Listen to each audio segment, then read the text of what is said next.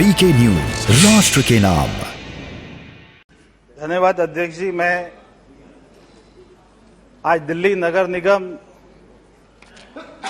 संशोधन विधेयक 2022 का समर्थन करने के लिए यहां पर खड़ा हूं और मुझे बहुत अच्छा लगता है कि जब देश के अन्य राज्यों से सांसद आकर दिल्ली के बारे में चिंता करते हैं, क्योंकि हम 365 दिन में से 200 दिन दिल्ली में बिताते हैं। और मैंने कई बार कहा है इससे पहले भी कि क्योंकि हम ज्यादातर समय दिल्ली में बिताते हैं, जब पार्लियामेंट नहीं भी चल रहा होता तब भी यहां पर कमेटी के अपना कार्यक्रम करने आते हैं, इसलिए कम से कम अपने सांसद निधि में से 1-1 करोड़ रुपया सभी को दिल्ली में देना चाहिए।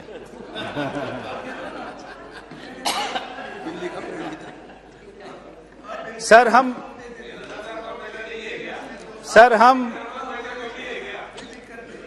हम यहां पर दिल्ली नगर निगम को कैसे मजबूत हो। दिल्ली नगर सबका है, दिल्ली वासियों की सबका है। दिल्ली नगर निगम कैसे मजबूत हो, हम इसके बारे में चर्चा करने के लिए यहां पर आज हम किसी पार्टी को मजबूत करने के लिए नहीं खड़े। ये बिल किसी पार्टी को मजबूत नहीं करता, ये बिल दिल्ली नगर निगम को मजबूत करता है। अभी चुनाव आने वाला है, दिल्ली की जनता तय करेगी कि वो चुनाव में किसको जिताएगी। दिल्ली में बीजेपी भी जीत सकती है, जो बाकी और कुछ पार्टियां हैं वो भी जीत सकती है, दिल्ली की जनता तय करेगी। और जो भी जीत कर आएगा, ये एमसीडी अगर मजबूत होगी तो उसको फायदा होगा, ये दिल्ली की जनता तय करेगी।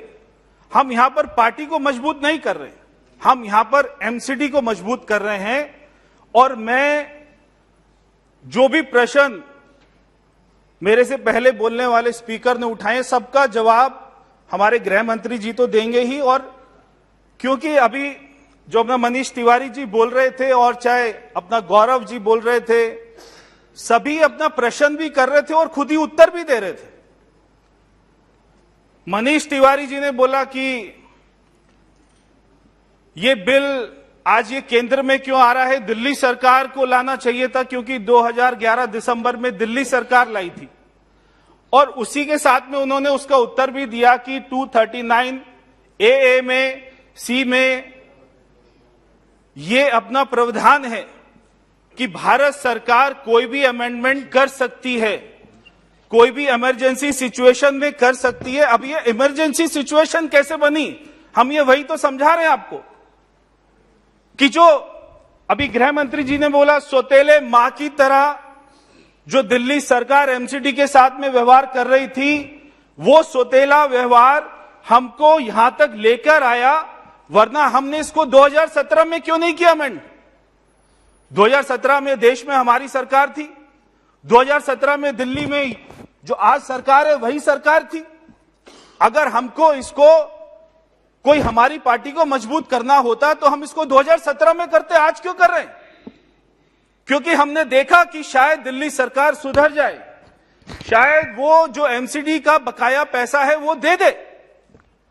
सर, मैं दिल्ली के बारे में बताना चाहता हूं, जो हमारे गृह मंत्री जी ने कहा कि दिल्ली राजधानी है और दिल्ली को पूरा देश देखता है, पूरी दुनिया देखती है। अब ऐसे में जहां पर सारी सफाई का काम एमसीडी के ऊपर है, दिल्ली को सुंदर बनाने का काम एमसीडी के ऊपर है, ऐसे में अगर वो फाइनेंशियली स्ट्रांग नहीं रहेगी, अगर वो आर्थिक रूप से कमजोर होती रहेगी, तो दिल्ली सुंदर कैसे बनेगी। सर, दिल्ली को हम साफ कैसे रख सकेंगे। भारत पूरे दुनिया में टोक्यो के बाद भारत की राजधानी दिल्ली सबसे घनी आबादी वाली राजधानी है। और दिल्ली में दिल्ली एमसीडी केवल शहर का काम नहीं करती, बाकी आप देखेंगे राजधानी में तो सारी जो लोकल बॉडीज होती हैं वो केवल शहर का काम करती है। मगर दिल्ली की एमसीडी शहर को भी संभाल रही है, दिल्ली की एमसीडी गांव को भी संभाल रही है। दिल्ली की एमसीडी जो हमारे प्रधानमंत्री जी अनऑथराइज कॉलोनी पास करी उसको भी संभाल रही है। दिल्ली की एमसीडी जेजे क्लस्टर, सारे स्लम, सभी को संभाल रही है। 2011 में अभी गौरव जी कह रहे थे कि आपने 1 साल पहले क्यों नहीं किया ये। अरे भाई, आपने कब किया था? जब 2012 में चुनाव हुए एमसीडी के, आपने उससे 2 महीना पहले ही तो किया। 3 हम 1 महीना पहले कर रहे हैं, हम अपना 3 महीना पहले कर रहे हैं, या हम 1 महीना पहले कर रहे हैं। आपने कब किया? आपने कोई 1 साल पहले किया था क्या? जब आपने किया 2011 दिसंबर में, और चुनाव हुए 2012 फरवरी में। और अगर आपने इतना अच्छा किया था दिल्ली के लिए, तो 2012 में एमसीडी में बीजेपी कैसे जीत गई? उस समय की मुख्यमंत्री ने कहा था बहुत बड़ा रिफॉर्म कर रहे हैं, 1 की 3 कर दी। तो फिर बीजेपी कैसे जीती? मतलब दिल्ली की जनता भी नहीं चाहती थी 1 की 3 हो, और भारतीय जनता पार्टी भी इसका विरोध करती रही कि 1 की 3 नहीं होनी चाहिए।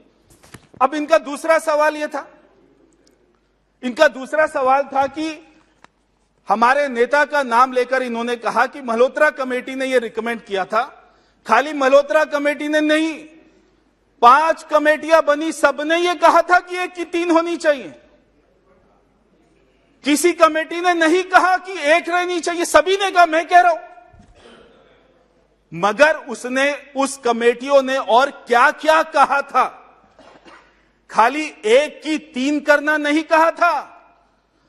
उस मल्होत्रा कमेटी ने यह भी कहा था कि जब ये 3 होंगी तो जो दिल्ली में सेल टैक्स का 15% वो एमसीडी को जाना चाहिए।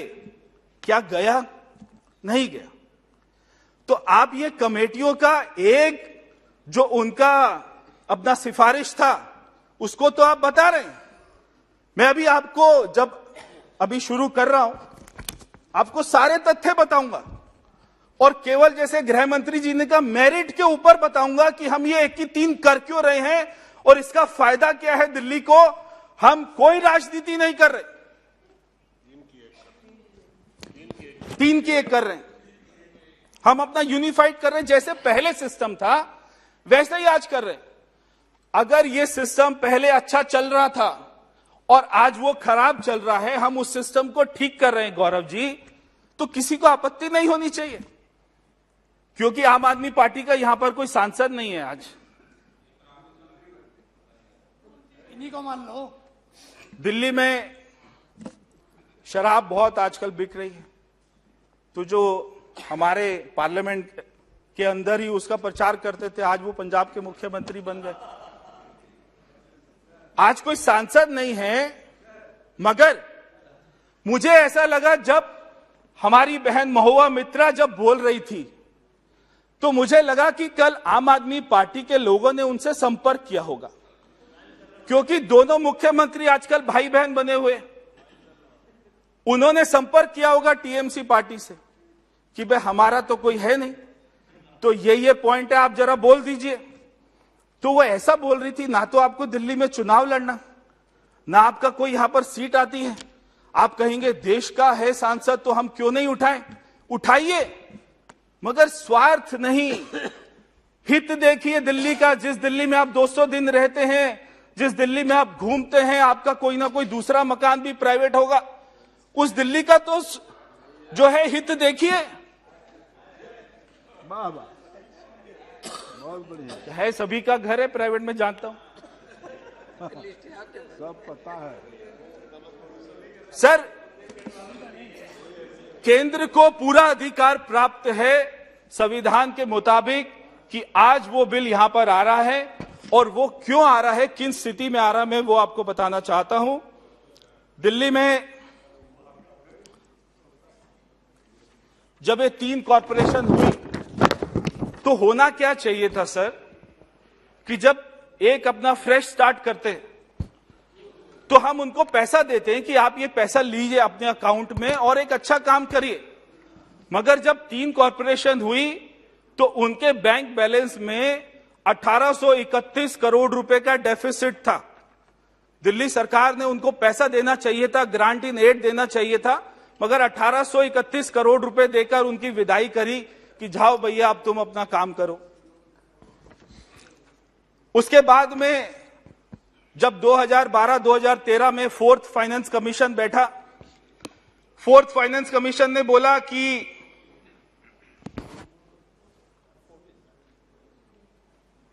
तो जब वो फोर्थ फाइनेंस कमीशन बैठा तो उस की रिपोर्ट में कहा गया कि 11,323 करोड़ रुपया दिल्ली सरकार को एमसीडी को देना चाहिए और दिल्ली सरकार ने नहीं दिया। जब फिफ्थ फाइनेंस कमीशन बैठा और इन्हीं दिल्ली के मुख्यमंत्री साहब ने बिठाया, वो फाइनेंस कमीशन ने कहा कि 40,561 करोड़ रुपया। सर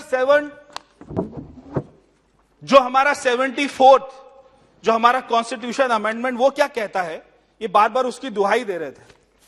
वो 74th अमेंडमेंट ये कहता है कि देश में सारी लोकल बॉडीज को अधिकार प्राप्त होना चाहिए और उनका देखभाल, उनका रखरखाव ये वहां की विधानसभा का जिम्मेदारी है। ये जो वहां की राज्य सरकार है उसकी जिम्मेदारी है कि वो सारी लोकल बॉडीज की चिंता करे। अब केवल 3 करने से तो काम नहीं बनता ना, आपको उनको पैसा देना पड़ेगा। जब फाइनेंस कमीशन की रिपोर्ट में आ रहा है कि 40,561 करोड़ रुपया देना है, तो दिल्ली सरकार कितना दे रही है? दिल्ली सरकार अपनी विधानसभा में 17,000 करोड़ रुपया पास कर रही है, यानी कि 23,000 करोड़ रुपया दिल्ली सरकार ने एमसीडी को दिया नहीं। अब कैसे चलेगी एमसीडी? गौरव जी कह रहे थे कि 1831 करोड़ रुपए का लोन था, आज वो 6,000 हो गया। होगा ही, जब तीनों एमसीडी का जो रेवेन्यू है वो तो है 6,900 करोड़ रुपया और उसके एक्सपेंसेस है 8,200 करोड़ रुपया, तो हर साल 2,000 करोड़ रुपए का लॉस तो बढ़ ही रहा है और उसके ऊपर में इंटरेस्ट बढ़ रहा है। तो आज वो 10 सालों के बाद में 10,000 करोड़ रुपए का बोझ है एमसीडी के ऊपर। अगर दिल्ली सरकार ये 40,000 करोड़ रुपया एमसीडी का दे देती, आज ये बिल लाने की जरूरत नहीं थी। आज एमसीडी अच्छा काम करती, एमसीडी अच्छा काम कर रही है, वो और अच्छा काम करती। सर जब ये 3 हुई तो एक बनी साउथ कॉरपोरेशन, एक बनी नॉर्थ, एक बनी ईस्ट। साउथ दिल्ली को हम सब जानते हैं, ग्रेटर कैलाश, वसंत विहार, वसंत कुंज, बहुत बड़े बड़े यहां पर पोर्श इलाके हैं। नॉर्थ को हम देखें तो वहां पर गांव है, अनऑथराइज कॉलोनी है। अगर हम ईस्ट को देखें वहां पर भी अनऑथराइज कॉलोनी है। जो हमारे प्रधानमंत्री जी ने बार बार वो अनऑथराइज कॉलोनी निकलता है, मगर वो अनऑथराइज रेगुलराइज कॉलोनी। जब ये हुआ तो जो हमारे टैक्स पेयर हैं वो हमारे ईस्ट दिल्ली में केवल 2,88,000 करोड़ रुपया टैक्स देते हैं, 2,88,000 लोग, और नॉर्थ में 3,35,000 लोग अपना टैक्स देते प्रॉपर्टी टैक्स। साउथ में 4,75,000। तो ईस्ट और साउथ में 2 लाख ज्यादा लोगों का डिफरेंस है। साउथ में 2 लाख ज्यादा लोग अपना टैक्स दे रहे हैं। दिल्ली एमसीडी को टैक्स कहां से मिलता है, उनके रेवेन्यू सोर्सेस क्या है? दिल्ली एमसीडी को मिलता है, एक तो प्रॉपर्टी टैक्स मिलता है, एक जो वो अपना एडवर्टाइजमेंट जो देखते हैं केजरीवाल दिल्ली के मुख्यमंत्री के बड़े बड़े इश्तेहार झूठे झूठे, वो सब वहां से मिलता है। और जो उनको इनडायरेक्ट टैक्स मिलते हैं जो दिल्ली सरकार कलेक्ट करती है, प्रोफेशनल टैक्स और वो ट्रांसफर ड्यूटी और उनका पार्किंग टैक्स, ये एमसीडी के रेवेन्यू सोर्सेस है। मगर एमसीडी तो तब चलेगी जब दिल्ली सरकार ये पैसा उनको देगी। ये जो टैक्स वो कलेक्ट करते हैं उसमें भी अपना कमीशन, अपना सर्विस चार्ज को काट कर एमसीडी को टैक्स देते हैं। दिल्ली के हमारे मुख्यमंत्री को लगता है कि अगर एमसीडी को मजबूत कर दिया तो बहुत बड़ा नुकसान हो जाएगा, क्योंकि एमसीडी में बीजेपी बार बार जीत रही है। सर फिफ्थ फाइनेंस कमीशन में क्या क्या रिकमेंडेशन थी मैं वो बताना चाहता हूं और क्या क्या दिल्ली सरकार ने नहीं मानी। फिफ्थ फाइनेंस कमीशन ने कहा कि एजुकेशन के लिए दिल्ली सरकार को एमसीडी को पैसा देना चाहिए, दिल्ली सरकार ने नहीं दिया। वो रिपोर्ट में कहा गया कि लोन को वेव करना चाहिए, दिल्ली सरकार ने नहीं किया। उसमें कहा कि इंटरेस्ट रेट को कम कर दीजिए, नहीं किया। उन्होंने कहा ट्रांसफर ड्यूटी और ये वो सारी जो आपने कमीशन बताए, जो सारी कमेटी बताई, उन्होंने भी कहा कि ट्रांसफर ड्यूटी को 3% से 5% कर दीजिए, दिल्ली सरकार ने नहीं किया। उन्होंने कहा कि सैनिटेशन का खर्चा वो आपको देना पड़ेगा, दिल्ली सरकार ने नहीं दिया। Sir mid day meal, Delhi में एमसीडी 8 लाख गरीब बच्चों को पढ़ाती है, बिना पैसे लिए पढ़ाती है, उनको दोपहर का भोजन देती है। उस मिड डे मील का जब पैसा दिल्ली सरकार से मांगा तो मैं सदन को बताना चाहता हूं और आप सबको निंदा करनी चाहिए कि दिल्ली के मुख्यमंत्री ने वो पैसा कहां खर्च किया। जब वो तेलंगाना में सरकार बनी थी तब हमने सुना था कि वहां के मुख्यमंत्री ने 50 करोड़ रुपए अपना घर में लगाया। क्या आपको पता है कि दिल्ली में जिस मुख्यमंत्री ने कहा था मैं गाड़ी नहीं लूंगा, मैं बंगला नहीं लूंगा, मैं सिक्योरिटी नहीं लूंगा, आज वो आम आदमी पार्टी का मुख्यमंत्री अपने सरकारी घर में 21 करोड़ रुपए का टेंडर करवाया है मिड डे मील के पैसों से। आज मुख्यमंत्री के घर में स्विमिंग पूल बन रहा है। आप हैरान मत होइए, मैं आपको सच्चाई बता रहा हूं, टेंडर हुआ है 21 करोड़ रुपया। Parvesh Singh ji, please avoid personal remarks please. Sir personal क्या है इसमें? मैं तो बता रहा हूं कि सरकारी खर्च वो अपना खेती, दिल्ली के मुख्यमंत्री अपना खेती करके गेहूं बेच के नहीं लाए। ओके। वो दिल्ली का टैक्स पेयर का 21 करोड़ रुपया अपने घर में, क्या वो स्विमिंग पूल बनाएंगे? उन्होंने कहा था मैं गाड़ी नहीं लूंगा, बंगला नहीं लूंगा, 21 करोड़ रुपया लग रहा है। और कौन सा पैसा लग रहा है? जो दिल्ली के गरीब बच्चों का मिड डे मील का पैसा था, वो पैसा वो लगा रहे। उसके बाद में ये सारी कमेटीज ने कहा प्रॉपर्टी टैक्स बढ़ा दीजिए, पार्किंग टैक्स बढ़ा दीजिए, प्रोफेशनल टैक्स बढ़ा दीजिए, दिल्ली सरकार ने नहीं बढ़ाया। जब एमसीडी ने कहा कि हम कुछ पैसा के लिए अपना बॉन्ड से ले आए क्या, तो दिल्ली सरकार ने कहा नहीं नहीं, ये भी आपको परमिशन नहीं। मगर खुद दिल्ली में शराब के ठेके खुल रहे हैं क्योंकि उनको विज्ञापन करना है, उनको विज्ञापन की भूख है, झूठे विज्ञापन। उसके लिए 1000 ठेके दिल्ली में खोले गए हैं, मगर एमसीडी को पैसा नहीं देना, मिड डे मील का पैसा नहीं देना, अपने विज्ञापन की पूरी चिंता है, पूरा जुगाड़ कर रहे हैं। यस, परवेश सिंह जी, कितना और समय चाहिए? सर आधा घंटा और चाहिए। आधा घंटा?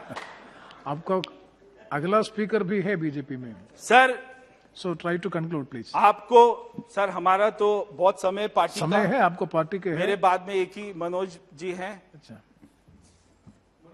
आपको हैरानी होगी सदन को और देश को हैरानी होगी और देश आश्चर्यचकित होगा कि जब कोविड की सेकेंड वेव आई मार्च 2021 में, तो उस मार्च के महीने में दिल्ली के मुख्यमंत्री ने कितना पैसा खर्च किया विज्ञापन पर? 92 करोड़, 92 करोड़, एक दिन का 1.25 करोड़ रुपया।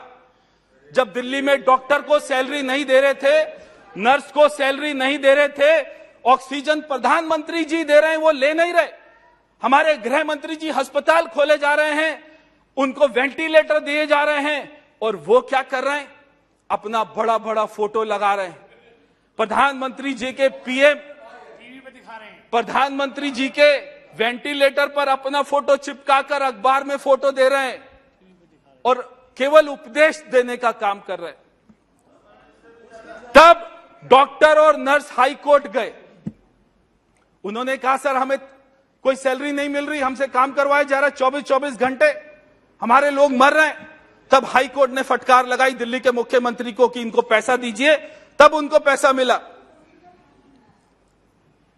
सर आज ये बिल लाने की जरूरत पड़ी है क्योंकि हमें एमसीडी को मजबूत करना है। हम ये बिल आज क्यों लेके आए, अब लाने की जरूरत क्यों पड़ी? तो हमसे विपक्ष कह रहा है कि डर गए चुनाव से, चुनाव आ रहा था डर गए। 2017 में तो नहीं डरे हम, आज हम डर गए, क्योंकि आज उनको लगता है कि पंजाब में वो जीत गए और थोड़ी बहुत सीटें आ जाएंगी। अगर 4 महीने बाद चुनाव होगा तो ये भी नहीं आएंगी और 4 महीने में उनकी पार्टी पंजाब में एक्सपोज हो जाएंगी, इसलिए वो डर रहे हैं। इसलिए वो कह रहे नहीं, आज ही चुनाव कराओ। गौरव जी ने कहा पहले चुनाव करवा लो, 2 महीने के बाद में इसको यूनिफाइड कर दो। तो जब ये यूनिफाइड होगा तभी दोबारा चुनाव करवाना पड़ेगा। ऐसा थोड़ी ना हो सकता है चुनाव करवा लो उसके बाद में यूनिफाइड कर दो। हम नहीं डरे सर। दिल्ली के मुख्यमंत्री कहते हैं कि हम लोग डर गए। क्या दिल्ली की जनता पर उनको भरोसा नहीं है कि आज दिल्ली की जनता जिसको वोट देगी तो 4 महीने के बाद भी तो उसी को देगी? क्या 4 महीने में वो अपना जो है मन बदल लेगी? तो हम नहीं डरे सर। हम ये बिल इसलिए लेके आए हैं और 6 महीना पहले इसलिए नहीं लेके आए क्योंकि किसी भी इलेक्टेड बॉडी को उसका टर्म कंप्लीट करने का पूरा संवैधानिक अधिकार है। जो सारे निगम पार्षद 5 साल के लिए चुन के आए हैं, हम उनको 6 महीना पहले हटा दें क्या? उनको पूरे 5 साल का टर्म पूरा नहीं करने देंगे। जो आने वाली दिल्ली में एमसीडी की सरकार होगी उसके पार्षद भी 5 साल का टर्म पूरा करेंगे। केवल ये जो बीच का गैप है इसमें एक स्पेशल ऑफिसर दिल्ली की चिंता करेगा जब तक ये पूरा डिलिमिटेशन नहीं होता। तो हम ये इसलिए लेके आए हैं कि पहले वाली एमसीडी अपना 5 साल का पूरा टर्म कंप्लीट करे और आने वाली एमसीडी अपने 5 साल का पूरा टर्म कंप्लीट करे। इसलिए हम ये बिल लेके आए। 6 महीना पहले जब कोई विपक्ष का राज्य में कोई चुनाव आने वाला होता है और जब भारत सरकार वहां पे 1 हफ्ता पहले उसको लगता है कि भंग कर देते हैं, तब तो पूरा देश चिल्लाता है, विपक्ष चिल्लाता है कि ये तो लोकतंत्र खतरे में आ गया। क्या एमसीडी का कोई लोकतंत्र नहीं है? उनको हम 6 महीना पहले कैसे भंग कर सकते हैं?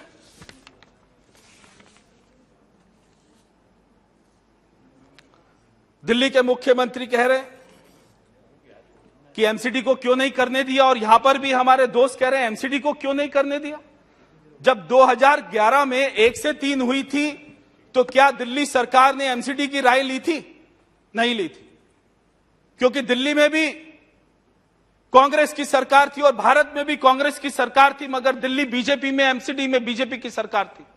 क्या उनसे पूछा गया था? जिनको 1 से 3 कर रहे थे नहीं पूछा गया था। आज दिल्ली सरकार की इस बिल में सारी शक्तियां खत्म कर रहे और हमने एमसीडी से पूछा है और एमसीडी तैयार है। एमसीडी में जो पार्टी है उनसे पूछा, वो भी तैयार है। तो जब मियां बीवी राजी तो क्या करेगा दिल्ली का काजी? दिल्ली के काजी को क्यों अपना चिंता हो रही? हम दोनों तैयार हैं, एमसीडी तैयार है, दिल्ली की जनता तैयार है। दिल्ली के मुख्यमंत्री कहते हैं एमसीडी में भ्रष्टाचार बहुत है। हां, बहुत है। कर कौन रहा है? उप मुख्यमंत्री के विधानसभा में उन्हीं की पार्टी की विधायक, मैं नाम ले सकता हूं यहां पे क्या? नहीं। उन्हीं का पार्टी की विधायक गीता रावत, निगम पार्षद, अभी 1 महीना पहले सीबीआई ने रंगे हाथों पकड़ा रिश्वत लेते हुए। कौन कर रहा है भ्रष्टाचार? उन्हीं का पार्टी का निगम पार्षद जो दिल्ली के दंगे का मास्टरमाइंड है, जिसने खुद कबूल किया है ताहिर हुसैन ने कि हां मैं दिल्ली के दंगे का मास्टरमाइंड हूं। वो कौन है? आम आदमी पार्टी का निगम पार्षद है। कौन भ्रष्टाचार कर रहा है? कौन दंगा कर रहा है? कौन दंगा कर रहा है? और सोचिए, सब सामने। अगर ऐसे लोगों के हाथ में दिल्ली एमसीडी आ जाए क्या होगा?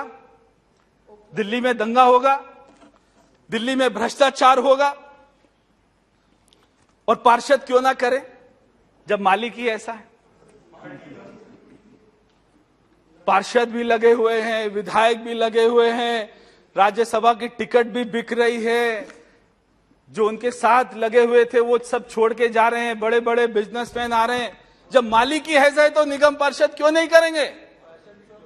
कंपटीशन है। सर, मैं पूरे निधन से आज, पूरे अपना सदन से आज हाथ जोड़कर कहना चाहता हूं कि 2 दिन पहले सबने सुना था कश्मीर हिंदुओं के ऊपर में जब वहां की मां, बहन, बेटी, पत्नी का बलात्कार हुआ, जिंदा औरतों को काटा गया, वहां पे युवाओं के सर पर गोली मार दी गई, सबको घर छोड़कर आना पड़ा और दिल्ली का मुख्यमंत्री विधानसभा में उनकी मौत पर, उनके नरसंहार पर हंसता है, उसके ऊपर ठाके लगाता है और कहता है ये झूठ है, ये फिल्म झूठ है, ये कश्मीर हिंदुओं का नरसंहार ये झूठ है। क्या एक मुख्यमंत्री आजाद इतिहास में इससे निंदनीय कोई बात हो सकती है? पूरे सदन को इसकी निंदा करनी चाहिए।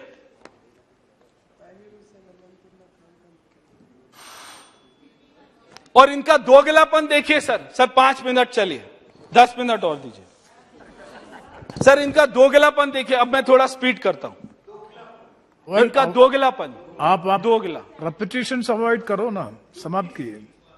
सर इनका दोगलापन देखिए कि ये बोलते हैं कि कश्मीर फाइल्स को टैक्स फ्री क्यों करना है। दिल्ली के मुख्यमंत्री का ट्वीट पढ़ के बताता हूं। Nil Battey Sannata is a great movie, you must watch it, we have made it tax free. और कौन सी मूवी उन्होंने टैक्स फ्री करी? सांड की आंख। नील बटे सन्नाटा। मगर जब कश्मीर फाइल्स को टैक्स फ्री करने की बात है तो नहीं कर रहे। क्यों नहीं कर रहे?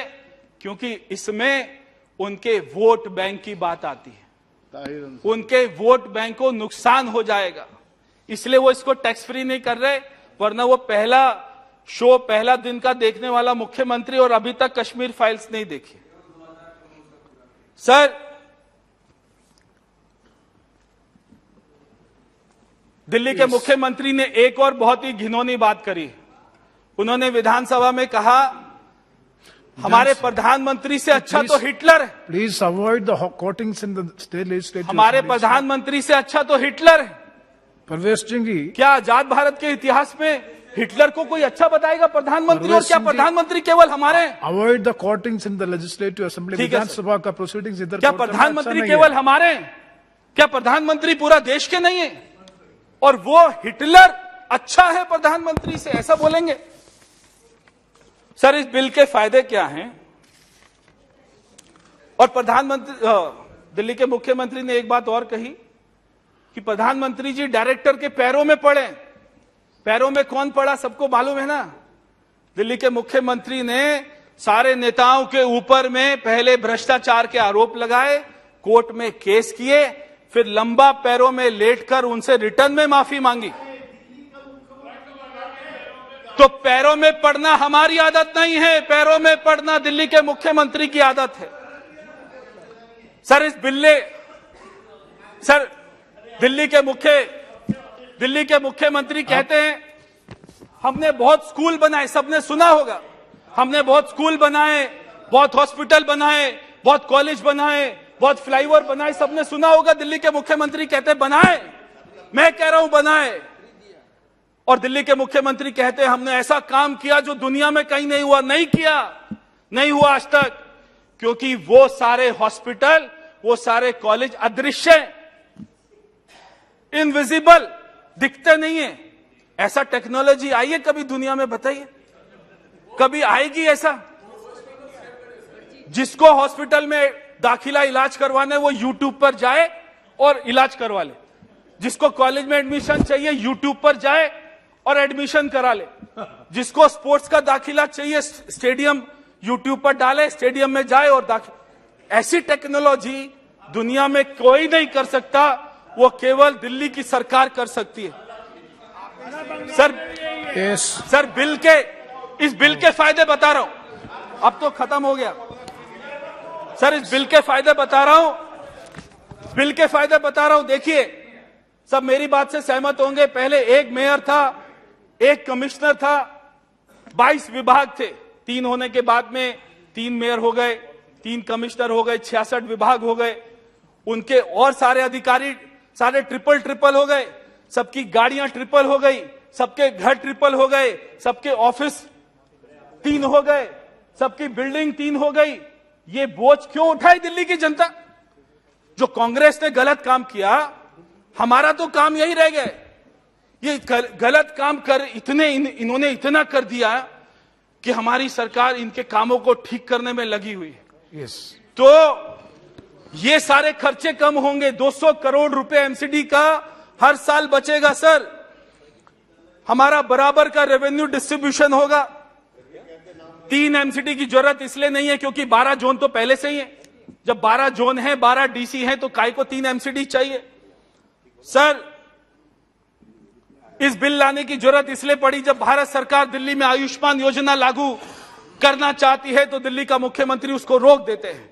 जब भारत सरकार दिल्ली में हृदय और हमारे टूरिज्म सर्कल और हमारा उज्ज्वला योजना, जन औषधि योजना जब वो लागू करना चाहती है एमसीडी के माध्यम से, तो दिल्ली सरकार उसको रोक देती है।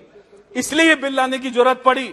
मैं अगर एमसीडी की सर आप समाप्त कीजिए सर, एक मैंने पिक्चर देखी थी सर, उसमें शशि कपूर बोलते हैं अमिताभ बच्चन को, मेरे पास गाड़ी है, बंगला है और अकाउंट बैलेंस है, तुम्हारे पास क्या है?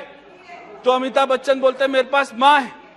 तो केजरीवाल जी दिल्ली के मुख्यमंत्री बोलते हैं एमसीडी को, मैंने कॉलेज बनाए, मैंने स्कूल बनाए। अच्छा उल्टा है। हाँ, अमिताभ बच्चन शशि कपूर को सर 2 मिनट आपने 5 मिनट मांगा, 5 मिनट अमिताभ बच्चन बोलते, सॉरी उल्टा हो गया। अमिताभ बच्चन बोलते शशि कपूर को गाड़ी बंगला ये सब, तो शशि कपूर बोलते हैं मेरे पास मां है। दिल्ली के मुख्यमंत्री बोलते हैं हमारी एमसीडी को कि मैंने स्कूल बनाए, कॉलेज बनाए, स्टेडियम बनाए, तुम्हारे पास क्या है? तो एमसीडी बोलती है मेरे पास एड्रेस है, एड्रेस मेरे पास पता है जहां मैंने बनाए। जो मैंने 2 हॉस्पिटल बनाए तिलक नगर में और कालकाजी में, उसका एड्रेस है। आपके पास तो अदृश्य है, वो केवल होर्डिंग पर दिख रहे हैं, यूट्यूब पर दिख रहे हैं, विज्ञापन में दिख रहे, टेलीविजन पर दिख रहे और कहीं नहीं दिख रहे। समाप्त सर गौरव जी ने एक बात और कही, गाजीपुर लैंडफिल की हाइट कुतुब मीनार तक हो रही है। नहीं, 11 मीटर एमसीडी ने कम कर दी। गौरव जी आपको अप्रिशिएट करना चाहिए और पढ़कर आना चाहिए। आप समाप्त कीजिए सर गृह मंत्री जी को मैं कुछ अपने सुझाव देना चाहता हूं बिल के ऊपर। उस सजेशन के बाद कंक्लूड करो। बिल्कुल। पहला सुझाव मेरा है कि दिल्ली में कुछ हमारे नॉमिनेटेड मेंबर्स होते हैं, उनको एल्डरमैन कहा जाता है। पहले 10 होते थे, दिल्ली सरकार ने उसको 30 कर दिए क्योंकि जीत के तो आ नहीं सकते, तो उन्होंने कहा नॉमिनेट ही करो। जिस जोन में उनको मेजोरिटी नहीं मिलती है वहां पर वो 10-10 एक ही जोन में बना देते हैं। मेरा यह सुझाव है कि दिल्ली में 12 जोन है तो 12 ही नॉमिनेटेड मेंबर एल्डरमैन होने चाहिए और एक जोन में केवल एक होना चाहिए। मेरा दूसरा सुझाव है, और इसकी ताकत या तो एलजी बनाए या मेयर बनाए। दूसरा मेरा सुझाव है, तीसरा कि जो फाइनेंस कमीशन की रिपोर्ट को सख्ती से लागू होना चाहिए। तीसरा सुझाव है कि काउंसलर को कम से कम निगम पार्षद को एक सफाई कर्मचारी जितना बेसिक अलाउंस तो मिलना चाहिए। आज 1 रुपया भी नहीं मिलता। जो सफाई कर्मचारी को 15-20 हजार रुपए जितना मिलता है उतना निगम पार्षद को मिलना चाहिए। चौथा मेरा सुझाव है, जैसा एमसीडी में पहले होता था, दिल्ली जल बोर्ड, दिल्ली विद्युत बोर्ड और फायर, डूसिब, डीटीसी, ये सारा एमसीडी का अधिकार था। अगर हम इसको यूनिफाई कर रहे हैं तो अगर हम इसको पहले वाली एमसीडी ही कर दें और ये सारे अधिकार भी एमसीडी को दे दें तो ज्यादा अच्छा होगा। और जो दिल्ली सरकार टैक्स कलेक्ट करती है वो उनको कहा जाए कि 7 तारीख तक हमें मिलना चाहिए एमसीडी को। अभी ये बोल रहे हैं सर, नो आप समाप्त सर एक लाइन लास्ट समाप्त कर रहा हूं। दादा बोल रहे हैं कि मस्जिद बोल रहे हैं, हाँ वो कुछ नहीं सर बोला। आपको मालूम है ये पैसा कहां जा रहा है एमसीडी का? 5 साल में 55 करोड़ रुपया दिल्ली के मुख्यमंत्री ने मस्जिद के मौलवियों को तनख्वाह देने में दिया है, मगर मंदिर के पुजारी को नहीं दिया और गुरुद्वारे के ग्रंथी को नहीं दिया। समाप्त कीजिए। केवल ये एमसीडी का पैसा अपना स्विमिंग पूल, मस्जिद के मौलवी, धन्यवाद, इन सब में लगा रहे हैं। तो ये जो सर मैं एक बार इसका अपना समर्थन करता हूं और कहना चाहता हूं विपक्ष को कि ये पार्टी को मजबूत करने का बिल नहीं है, ये एमसीडी को मजबूत करने का बिल है।